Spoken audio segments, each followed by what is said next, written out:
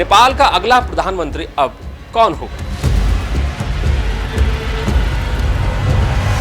जी हां, नेपाल के अगले प्रधानमंत्री को लेकर भी काफी हलचल मची हुई है। बीते 24 घंटे से कुछ नामों को लेकर चर्चा जोरों पर है। इनमें 3 प्रमुख नाम अब तक सामने आ रहे हैं। एक है नेपाल की सुप्रीम कोर्ट की पूर्व चीफ जस्टिस सुशीला कार्की, दूसरे हैं नेपाल के लाइटमैन कहे जाने वाले कुलमान घिसिंग। इन्हें लाइटमैन इसलिए कहा जाता है क्योंकि इन्होंने नेपाल में एक तरह की बिजली क्रांति की थी। एक जमाने में नेपाल में बिजली संकट बहुत हुआ करता था, लेकिन उस संकट से नेपाल को निजात दिलाने का श्रेय इन्हीं कुलमान घिसिंग को जाता है और अब इनका नाम नेपाल के अगले प्रधानमंत्री की दौड़ में चल रहा है। तीसरा नाम है काठमांडू के मेयर बालेन शाह। लेकिन बालेन शाह ने खुद को प्रधानमंत्री की दौड़ में बनाने के बजाय उन्होंने जस्टिस सुशीला कार्की के नाम का ही समर्थन कर दिया है और कुछ अन्य हलकों में कुलमान घिसिंग को लेकर भी चर्चा तेज है। नेपाल की जो इस समय हालत है, आप जानकर आश्चर्य करेंगे कि इस देश के अगले प्रधानमंत्री को तय करने के लिए जेनजी युवाओं और सेना के अधिकारियों के बीच कई दौर की बैठकें चल रही हैं, लेकिन अब तक कोई नतीजा नहीं निकला है। हर नाम पर कोई ना कोई असहमति सामने आ रही है।